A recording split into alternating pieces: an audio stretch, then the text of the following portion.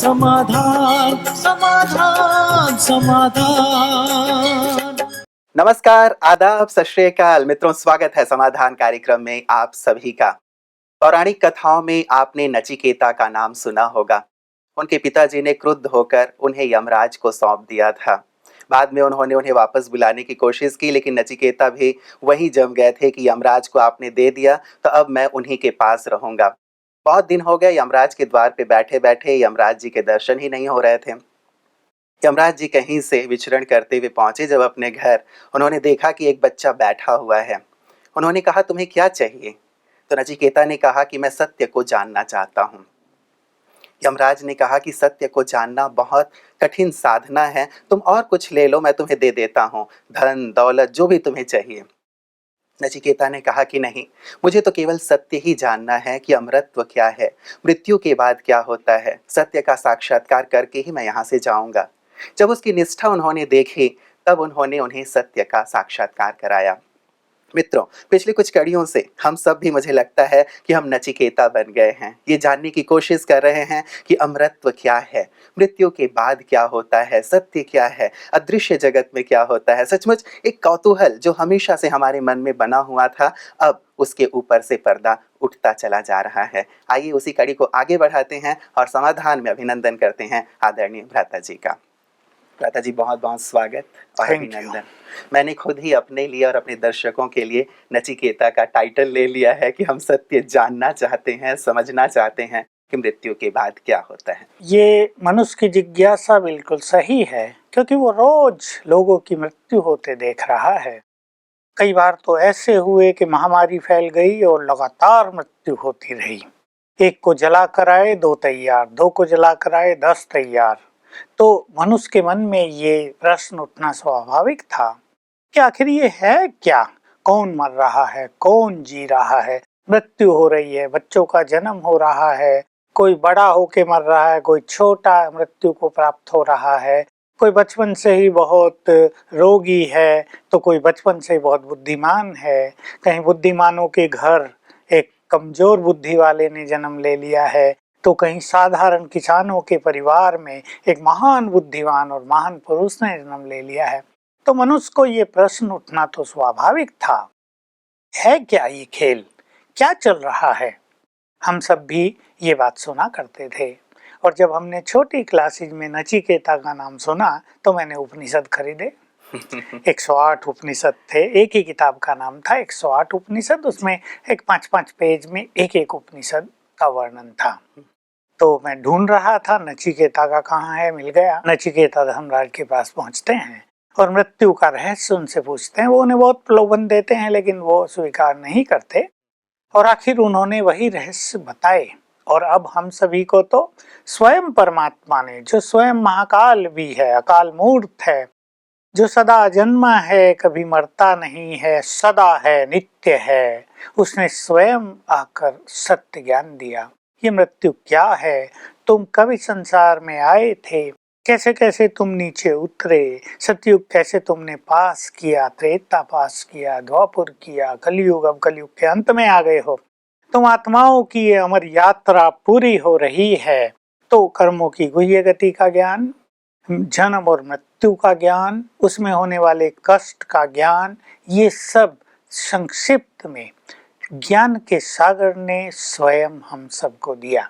तो हम भी उस ज्ञान को पाकर तृप्त हो गए और कुछ जानना शेष नहीं रहा। हम जो कुछ तर्क भी देते हैं वो केवल वो ताकि लोग जो कुछ जानते हैं, जो सुनते हैं, उसके आधार से इस सत्य को पहचाने। वैसे सत्य को साबित करने के लिए किसी तर्क की आवश्यकता नहीं होती, सत्य स्वयं में ही सिद्ध होता है। इसलिए हम सीधा सीधा ही ज्ञान दे देते हैं जो परमात्मा से मिला है कि मृत्यु और कुछ नहीं, वस्त्र बदलने का नाम है। ये देह हमारा वस्त्र है। जैसे हम रोज वस्त्र बदलते हैं, 2 बार भी बदल देते हैं रोज, वैसे ये देह भी हमारा वस्त्र है। आत्मा इसको बदलती रहती है। आत्मा की एक लंबी यात्रा है, मृत्यु है उस पर एक पड़ाव। वहाँ आत्मा थोड़ा रेस्ट करती है और फिर नई यात्रा प्रारंभ कर देती है। बिल्कुल, जैसे हम किसी लंबी यात्रा में निकल रहे हों तो हम कहीं ना कहीं किसी पेड़ के नीचे छांव में बैठ जाते हैं कि थोड़ा आराम फरमा लें, उसके बाद आगे बढ़ेंगे। दादा जी, लेकिन ये चर्चा हमारी हो रही थी कि मृत्यु के बाद क्या होता है, और हम गरुड़ पुराण की कल चर्चा कर रहे थे कि उसमें बहुत सारी सजाओं का वर्णन है कि आग में डाल दिया जाता है या तेल में डाल दिया जाता है, आदि आदि। एक वैसा ही प्रश्न हमारे पास आया है भ्राता जी भोपाल से सच्चिदानंद चतुर्वेदी जी का, और ये कहते हैं कि बचपन से हम धर्मराजपुरी के बारे में सुनते आ रहे हैं, जहाँ चित्रगुप्त जी हमारे कर्मों का बही खाता लेकर हमारा हिसाब बताते हैं और तदनुसार हमें सजा दी जाती है। यदि ये सत्य नहीं है तो इनकी इतनी विस्तृत व्याख्या शास्त्रों में क्यों है? बिना किसी चीज के अस्तित्व के उसकी इतनी व्यापक व्याख्या कैसे संभव है? देखिए, मृत्यु के बाद देह तो यहीं छूट जाता है। अब सोचने की बात है कि जलते हुए तेल में किसको डाला जाए। देह छूट गया तो आरा किसके सिर पे चलाया जाए। दादा जी हमेशा कहते हैं कि मरने के बाद सूक्ष्म शरीर बाहर निकलता है, और वो ठीक वैसा ही है जैसे हमारा ये शरीर है। तो क्या सूक्ष्म शरीर के साथ ये प्रावधान नहीं हो सकते कि भाई उसको आग में डाला जाए या तेल में तला जाए, आदि आदि? सूक्ष्म शरीर तो अति सूक्ष्म है, वो तो वाइब्रेशंस का शरीर है, उसका तो तेल आदि से या आरी चलाने से कुछ फर्क पड़ता नहीं, लेकिन वर्णन है तो उसका कुछ रहस्य है। दूसरी एक मोटी सी बात जानने योग्य है, आज संसार में ऐसी मान्यता है कि लगभग 2 लाख से भी ज्यादा लोग रोज जन्म लेते हैं और 2.5 लाख मृत्यु को प्राप्त होते हैं। तो मृत्यु वालों की संख्या थोड़ी सी कम, जन्म लेने वालों की संख्या उससे थोड़ी सी ज्यादा। देखिए, इतनों का हिसाब किताब चित्रगुप्त अकेला रखे। हो सकता है सुपर कंप्यूटर हो उनके पास। कंप्यूटर भी ऑटोमेटिक चाहिए जो हर एक से जुड़ा हुआ हो, और फिर हर एक के पास भी वैसा कंप्यूटर होना चाहिए जो डायरेक्ट सब वहाँ जाता रहे। तो एक्चुअली अगर हम इसकी बहुत सूक्ष्मता पर नजर डालें तो जो कर्म हम कर रहे हैं निरंतर, इवन अगर हम कुछ बुरा सोच रहे हैं किसी के लिए, वो सब हमारे कर्म हमारे ब्रेन में जो सेल्स हैं उनमें सूक्ष्म रूप से तरंगों के रूप से प्रिंट होते रहते हैं। और जैसा कि हम जानते हैं केमिस्ट्री में तो इसकी बहुत ही चर्चा है, 2 एलिमेंट्स जब मिलते हैं तो रिएक्शन होता है, तीसरा एक कंपाउंड बन जाता है। तो ये स्वतः ही रिएक्ट होता है, फिर रिएक्शन होता है। हमारी जो वेव्स हैं उनसे कुछ ना कुछ निकलता रहता है। अब मान लो नेगेटिव थॉट्स बहुत चले, वो हमारे ब्रेन में प्रिंट हो गए, तो उससे नेगेटिव एनर्जी निकलती रहेगी, वो कहीं ना कहीं किसी चीज को डैमेज करेगी। वो हो गया उस कर्म का फल, उस संकल्प का फल। तो कर्म की सूक्ष्म वेव्स हमारे ब्रेन में प्रिंट होती हैं, वो रिएक्ट करती हैं, उसको ही फल कहा जाता है। कहीं ना कहीं उसका इफेक्ट बॉडी पर, घटनाओं पर, कोई और बड़ी समस्या के रूप में हमारे सामने आता है, क्योंकि समस्याएं भी हमारे वाइब्रेशन से ही निर्मित होती हैं। तो कर्म और फल ये बिल्कुल ऑटोमेटिक प्रोसेस है। इवन मैं तो ये कहूँगा कि अगर भगवान भी चाहे कि इसने पाप कर लिया और इसको इसकी सजा न मिले तो ये नहीं होगा, क्योंकि वो बिल्कुल ऑटोमेटिक है। परमात्मा इतना कर सकता है कि उसको शक्ति दे दे कि जो फल तुम्हें मिलने जा रहा है उसको तुम आराम से टॉलरेट कर सको। तो एक तो ये ऑटोमेटिक है, यानी हर एक के ब्रेन में ही उसके कर्म और उसका फल प्रिंट रहता है जी। तो जब मनुष्य की मृत्यु समीप होती है तो वो सब इमर्ज होने लगता है, ये एक विधि विधान है, और इमर्ज होने से उसकी जो सजाएं हैं वो उसको फील होने लगती हैं। यमदूतों का भी उसे साक्षात्कार होने लगता है और उसे इस तरह की सजाएं मिल रही हैं, तो ये सूक्ष्म फीलिंग के रूप में होता है। और वो थोड़ा सा समय मनुष्य को ऐसा आभास कराता है कि बड़े लंबे समय तक सजाएं मिल रही हैं, यानी वो 10 साल 20 साल धर्मराजपुरी में पड़े हैं, कष्ट पा रहे हैं, वो ऐसी फीलिंग होती है उनको। तो इस फीलिंग को ही चित्रकारों ने उस तरह से चित्रित कर दिया है। दादा जी एक अगली बात प्रयाग शर्मा जी जम्मू से कहते हैं कि कई बार ऐसी घटना सुनने में आती है कि किसी की मृत्यु हो गई और कुछ समय के बाद वो जीवित हो गया, और उसने सुनाया कि मृत्यु के बाद उसे क्या अनुभव हुआ। कोई सुनाता है कि 2 काले काले यमदूत उसके पास आए और कहा कि अब तुम्हारा समय पूरा हुआ, अब चलो, और उसे खींच के ले गए। वो बहुत रोया, गिड़गिड़ाया, लेकिन उसकी एक नहीं सुनी गई, उसे जबरदस्ती ले जाया गया। तो ये क्या है? कई बार ये सुनने में आता है। हाँ, ये बहुतों को होता है। ये वही कि मनुष्य ने अगर बहुत पाप कर्म किए हैं तो उसको ऐसी साक्षात्कार के द्वारा फीलिंग कराई जाती है कि यमदूत तुम्हारे सामने आ गए। अभी नहीं तो आप देखो हंसी की बात, मान लो 2 लाख लोग रोज शरीर छोड़ रहे हैं, 2-2 यमदूत भी एक एक के पास जाए तो 4 लाख यमदूत धर्मराज जी के पास होने चाहिए। वहाँ भी बड़ी फौज चाहिए। बहुत फौज चाहिए, लंबा चौड़ा ऑफिस चाहिए उनका जिसमें ये कारोबार चले। तो ये वेरी ऑटोमेटिक है और ये वही है कि मृत्यु के समय उसे साक्षात्कार हुआ। ऐसा साक्षात्कार एक अलग चीज है, आम व्यक्ति शायद इस बात को न समझ सके। ये ट्रांस की एक स्थिति है कि मनुष्य को पूरा फील होता है मैं कहाँ जा रहा हूँ। जैसे इसकी हम तुलना कर सकते हैं स्वप्नों से। जैसे स्वप्नों में मनुष्य को कितनी फीलिंग्स होती हैं, वहां जा रहे, गाड़ी में जा रहे, सांप दिख रहे हैं, शेर आ गया है, न जाने क्या क्या फीलिंग्स होती हैं। होता तो कुछ भी नहीं और कई बार मानसिक सजाएं भी उसके द्वारा प्राप्त हो जाती हैं मनुष्य को।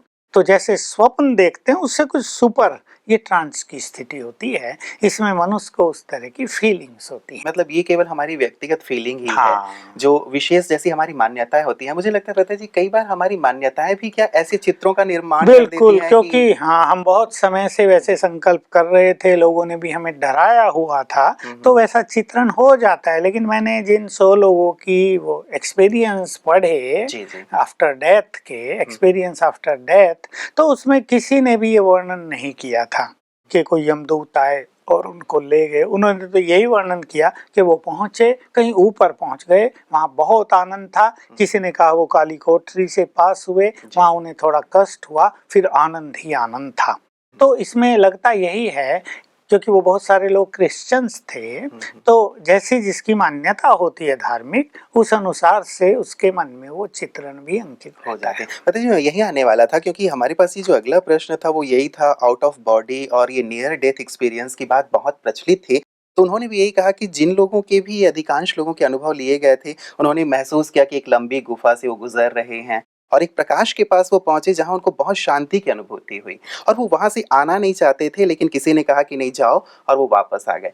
ये अनुभूति ये वही है कि काली कोठरी से, काली गुफा से जो वो गुजरे, वो थी उनकी विकर्मों की सजा, जहाँ उनको थोड़ी बैड फीलिंग्स हुई, कुछ सजाओं की फीलिंग हुई और सामने फिर ज्योति आई। वास्तव में वो प्रजापिता ब्रह्मा का सूक्ष्म स्वरूप होता है, जिसके तन के द्वारा परमात्मा अपने दिव्य कार्य करते हैं। उसको वो देख तो नहीं सकते क्योंकि उसको देखने के लिए उनको डिवाइन इंसाइट चाहिए, लेकिन इस तरह की नॉलेज और उस तरह का अभ्यास उनके पास नहीं होता।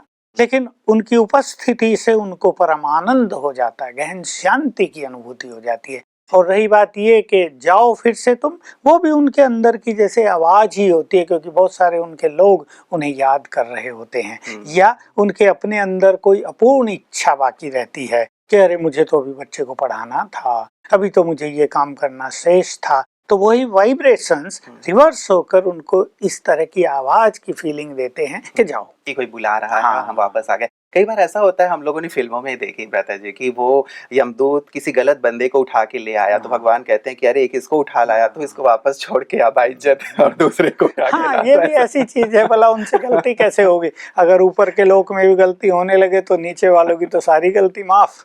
जी। तो ये जो विशेष फीलिंग है भ्राता जी, उन लोगों ने ये कहा था कि हमें ज्यादा कष्ट की अनुभूति, हम सोचते थे कि मौत बहुत कष्टदायक है, लेकिन हमने ये पाया कि मौत बहुत आनंददायक है। तो वास्तव में क्या हर एक ऐसा अनुभव करता है कि मौत बहुत आनंददायक? नहीं, हर एक का ये अनुभव नहीं होगा। इसमें से बहुत लोग ये कहने वाले भी होंगे कि मौत सचमुच अति कष्टदायक है, लेकिन जिनके कर्म बहुत अच्छे थे, जिनकी विचारधाराएं बड़ी पॉजिटिव थी, भावनाएं बहुत श्रेष्ठ थी, जिन्होंने अपने मन को बहुत शुद्ध किया और जो इधर उधर के झंझटों में नहीं गए, एक सुंदर जीवन की यात्रा जिन्होंने तय की है, तो उनकी मृत्यु वास्तव में ही बड़ी अच्छी होती है। पता भी नहीं चलता कि उनकी मृत्यु हो गई। हमारे यहाँ कुछ ऐसे केसेज हुए कि उसने देह छोड़ दिया और जब वो सूक्ष्म लोक में गए तो 2 दिन तक तो उन्हें पता ही नहीं कि उनकी मृत्यु भी हो गई है। बाद में उन्हें पता चला कि तुम तो आ गए हो फाइनली यहीं। तो जो बहुत पुण्य आत्माएं हैं उनकी ये स्थिति ऐसी भी होती है। जी भ्राता जी, हिंदू धर्म में विशेष करके ये माना जाता है कि तुम जैसा कर्म करोगे वैसी योनि में जाके जन्म लोगे। हो सकता है तुम गधे बन जाओ, कुत्ते की योनि में चले जाओ, सांप बिच्छी बन जाओ। तो ये 84 लाख योनियां दिखाई जाती हैं विशेष। उससे भी व्यक्ति बहुत डरता है कि कहीं मैं जाके सांप ना बन जाऊं या गधा ना बन जाऊं। तो इसके पीछे क्या है, कुछ स्पष्ट कर पहले तो मैं अपने सभी दर्शकों को ये खुशखबरी सुना दूं कि गधा कुत्ता बिल्ली कोई नहीं बनेंगे, सांप भी आप नहीं बनेंगे, आप मनुष्य ही बनेंगे।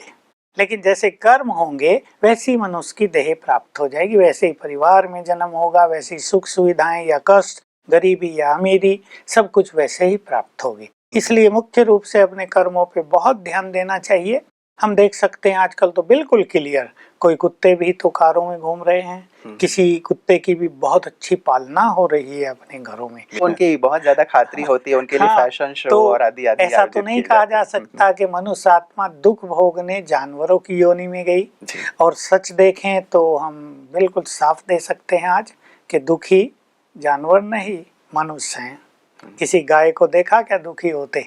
कोई भैंस गई क्या डॉक्टर के पास, मेरा ब्लड प्रेशर चेक करो डॉक्टर, हार्ट बड़ा कमजोर हो गया है, ईसीजी कर लो या और सारे चेकअप कर लो, कोई जाता ही नहीं। कहाँ दुख है पशु योनि में? दुख तो मनुष्य के पास है।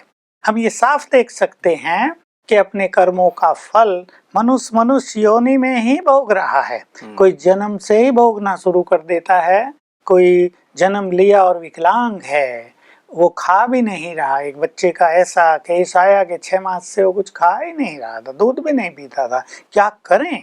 केवल रोता रहता, लगातार रो रहा है। माँ ने मुझे फोन किया, बच्चे के जन्म की बहुत खुशी हुई थी, लड़के ने जन्म लिया, लेकिन 6 मास से बच्चा रो ही रहा है लगातार, दूध भी नहीं पी रहा है। तो क्या है ये सब और क्या इसको ठीक किया जा सकता है? तो ये बिल्कुल साफ साफ देखा जा सकता है कि मनुष्य ने जैसे कर्म किए, अगले जन्म में मनुष्य रूप में ही उसको फल मिल रहा है। हम चारों ओर अपनी आंखों से देख सकते हैं। जानवर आज भी सुखी हैं, भले ही उनके लिए रहने का स्थान न हो, वो जंगल में ऐसे ही चल रहे हों, गाय कूड़े के ढेर में मुंह डाल रही हों, ये सब देखकर मनुष्य को लगता तो है कुछ कुछ, परंतु वो दुखी फिर भी नहीं है। उनके लिए अच्छा चारा नहीं है, वो जैसा तैसा खा के ठीक ठाक हैं, संतुष्ट। हाँ, लेकिन मनुष्य का हाल बिल्कुल भोग योनि अगर कहा जाए तो मनुष्य योनि ही है। इसलिए मनुष्य जैसा कर्म करता है वैसा मनुष्य योनि में ही फल भोगता, यही सत्य है। और भी कुछ बात मैं इसमें कहना चाहता हूँ। जो दार्शनिक लोग हैं, जो शास्त्रवादी हैं, जो कुछ चीजों को बहुत गहराई से जानते हैं, अंत मते सो गते प्रसिद्ध है। और जो अच्छे विद्वान हैं, जो ज्ञाता हैं शास्त्रों के भी या फिलोसॉफीज के, वो जानते हैं कि मनुष्य की जैसी अंतिम फीलिंग होती है वैसा ही उसका नेक्स्ट बर्थ होता है। और अंतिम फीलिंग किसी की भी जानवर के प्रति नहीं होती। अंत में कोई भी बंदर को याद नहीं करता, बिल्ली को याद नहीं करता, सांप को याद नहीं करता। उसे अगर याद आएगी तो अपने मनुष्य संबंधियों की, अपने बच्चों की या पत्नी की जिससे उसका बहुत प्यार है, मोह है, या याद आएगी उसे अपने कर्मों की। तो अंत में उसकी स्मृति ही जानवरों की तरफ नहीं है, तो जानवर योनि में जाएगा कैसे? दूसरी एक चीज जो सबसे गुह्य है और वास्तव में सभी जो हमारे दर्शक हैं और उसमें जो विद्वतगण हैं, पढ़े लिखे हैं, वो इस बात पर विचार करें। 2 बीज ले लें, एक आम का, एक गेहूं का। गेहूं के बीज से चने का पौधा नहीं उगेगा, आम के बीज से जामुन का पेड़ नहीं उगेगा। तो क्या समझा जाए कि उस बीज में ही उस वृक्ष का सब कुछ समाया हुआ है। वो शुरू कैसे होगा? शुरू से 2 फाड़े चलेंगी तने की या एक लंबी डंडी चलेगी। गेहूं जिन्होंने देखे हैं, गेहूं बोते हैं तो पहले एक लंबी डंडी, चना बोएंगे तो शुरू से ही फटने लगेंगी कई शाखाएं। मतलब उस बीज में ही सब कुछ है। अब देख लीजिए, आम के पत्ते अलग, जामुन के पत्ते अलग, नीम के पत्ते अलग, टहनियाँ अलग, फूल अलग, फल अलग। इसलिए ऐसे ही बिल्कुल सूक्ष्मता से अभी सब चिंतन करें। आत्मा मनुष्य की बिल्कुल अलग, गाय की बिल्कुल अलग। अब मैं ये 2 उदाहरण लेता हूँ, मनुष्य आत्मा और गाय की आत्मा। गाय की आत्मा बीज है गाय के शरीर का जिससे निर्माण होगा। अभी मनुष्य की आत्मा गाय के गर्भ में चली गई तो मनुष्य की आत्मा जो मनुष्य देह का बीज है उससे गाय के बछड़े का निर्माण होगा ही नहीं। क्योंकि उसमें वो संस्कार नहीं, उसमें वो सब कुछ समाया नहीं। जैसे आम की गुठली में जामुन के वृक्ष का, फल का, फूल का कुछ भी समाया नहीं है, वैसे ही मनुष्य आत्मा में किसी जानवर के देह के विकास का कुछ भी समाया नहीं है। इसलिए मनुष्य आत्मा दूसरी योनियों में जा ही नहीं तो सकती। ब्रदर जी, इस बात को बहुत गहराई से शास्त्रों में लिखा गया है और बहुत कड़ाई से इस बात को कही भी जाती है, सत्संगों में भी इस बात को हम सुनते रहे हैं। आपको क्या लगता है शुरुआत क्यों हुई इस बात की? क्या ध्येय था ये कहने का कि मनुष्य आत्मा इन पशु योनियों में भी चली जाती है? एक तो इसमें जो शब्द प्रचलित रहा वो था लख 84। जी। अभी यहाँ इसमें कंफ्यूजन की बात हो गई कि लख को लाख माना जाए या लख माना देखना, संस्कृत शब्द है। तो भगवान जब इस धरा पर आए थे, उसने सभी को 84 जन्मों का ज्ञान दिया था, उसका साक्षात्कार कराया था और कहा था देखो ये हैं तुम्हारे 84 जन्म, तुम देवता थे, तुम इतने महान थे, देखो इन्हें। यानी लखो, लख 84 से कहा गया। लोगों को जब ये समझ में नहीं आया कि हम देवता थे या क्या देखें, एक जन्म में मनुष्य होते हुए पूर्व जन्म को नहीं देख सकता, तो उन्होंने लख को लाख समझा और कहा तुम्हारी लाख योनियां होती हैं, अनेक जन्म तुम्हें भिन्न भिन्न योनियों में लेने होंगे। तो मनुष्य पाप से भयभीत हो कि भाई मनुष्य योनि ही सर्वश्रेष्ठ योनि है, इसमें मन है, इसमें बुद्धि है, इसमें विचार शक्ति है, हमारा एक सुंदर जीवन है, हम इसमें बहुत कुछ कर पाते हैं जो पशु पक्षी नहीं कर पाते हैं। तो तुम मनुष्य ही रहो, इसलिए अच्छे कर्म करना, अगर तुम पाप कर्म करोगे तो तुम इन योनियों में भटक जाओगे। लेकिन जैसे मैंने पहले ही कहा था, अगर मनुष्य योनि सर्वश्रेष्ठ योनि रही होती, अगर मनुष्य योनि 84 लाख योनियों के बाद प्राप्त हुई होती, तो मनुष्य को मनुष्य जीवन की कितनी वैल्यू होती। लेकिन आजकल क्या विद्वान, पंडित, आचार्य, उन सब को भी मनुष्य जीवन की वैल्यू है? जो ये उपदेश कर रहे हैं कि तुम 84 लाख योनियों में भटक जाओगे, क्या वो पुण्य कर्म कर रहे हैं? बिल्कुल साफ है, आज सब जानते हैं, अधिकतर लोग नहीं। तो इसलिए ये केवल मनुष्य को पाप से बचाने का एक साधन मात्र था। आज लोगों को अगर बताया भी जाए तुम 84 लाख योनियों में भटक जाओगे, तो कहेंगे भटकने दो, अब तो कर लें। जिसको आधार बनाकर ये सिद्धांत प्रचलित किया गया था वो भी अब निष्फल हो गया है। मतलब दो बातें खास रही। आपने जैसे कहा लख 84 का भाव ये नहीं है 84 लाख योनियां, लेकिन लख मतलब देखना, और दूसरा शायद पाप से भयभीत करने के लिए, डराने के लिए कि तुम पाप ना करो, ये लख 84 की बात कह दी गई थी ताकि तुम अच्छे कर्म करो। यही विशेष करके भाव इसका हम समझ पा रहे हैं। पता जी, सुंदर चर्चा हो रही है और लगता है कि शायद इस विषय को और गहराई से समझने की आवश्यकता है और लोगों तक इस बात को पहुंचाने की भी आवश्यकता है कि वास्तव में श्रेष्ठ कर्म करना कितना आवश्यक है। और मैं इसमें जोड़ दूं समाप्ति से पहले कि हम अब ऐसे अच्छे कर्म भी कर सकते हैं कि हम मनुष्य पुनः देवता बन जाएं। अब बात पशु योनियों में जाने की भूल जाएं सभी। अब ये इस कल्प का अंत आ गया है और सभी आत्माओं को वापिस मुक्ति धाम में अब चलना है। स्वयं भगवान जो मुक्तिदाता है या जिसको महाकाल कहा जाता है, वो सभी रूहों को वापिस अपने धाम ले जाने के लिए प्रस्तुत हैं। तो वो अब सबको मुक्ति धाम ले जाएंगे और फिर जिन्होंने ऐसे पुण्य कर्म और महान कर्म किए होंगे वो मनुष्य देव पद प्राप्त करेंगे। अगला जन्म उनका देवता होगा और ये संसार होगा देवलोक। अब इस खुशखबरी को ध्यान में रखते हुए सभी देवत्व की ओर बढ़ें। बहुत बहुत शुक्रिया भ्राता जी, आपने अंत बहुत बड़ी खुशखबरी से किया है और लगता है कि इसके साथ लोग सोएंगे तो बड़ा आनंद आएगा उनको। आपका बहुत बहुत शुक्रिया। इस चर्चा का आगे भी हम आपके साथ जारी रखेंगे। मित्रों, आज तो शुरुआत भी खुशखबरी से हुई थी और अंत भी खुशखबरी से हुई है। हम ये सोचा करते थे कि कहीं मरने के बाद हम कुत्ते, बिल्ली, गधे, घोड़े, कुछ पता नहीं हम क्या बनेंगे, हमारा भविष्य क्या होगा। कहीं ना कहीं हमारे अंदर ये भय समाया हुआ था, लेकिन सचमुच बहुत बड़ी खुशी की बात है, ज्ञान का प्रकाश है कि हम उन योनियों में जन्म नहीं लेंगे। इस बात की शुरुआत यहाँ से हुई थी कि मनुष्य पाप ना करे, इसलिए हम इस बात का अवश्य ध्यान रखें कि हम पाप कर्म ना करें। कम से कम यदि हम किसी को सुख नहीं दे सकते तो कम से कम दुख तो ना दें। और दूसरी महत्वपूर्ण बात खुशी की ये भी कि अब हम मनुष्य से देवत्व की ओर चल सकते हैं, मनुष्य से देवता बन सकते हैं और ये भी होगा हमारे श्रेष्ठ कर्मों के आधार पर ही। तो क्यों ना अब हम श्रेष्ठ कर्म करते हुए, पुण्य कर्म करते हुए, महान कर्म करते हुए देवत्व की ओर बढ़ें और इस संसार को स्वर्ग बनाएं। आप बने रहिएगा समाधान कार्यक्रम में, इस सुंदर चर्चा को आगे भी हम जारी रखेंगे। धैर्य और नमस्कार। दृढ़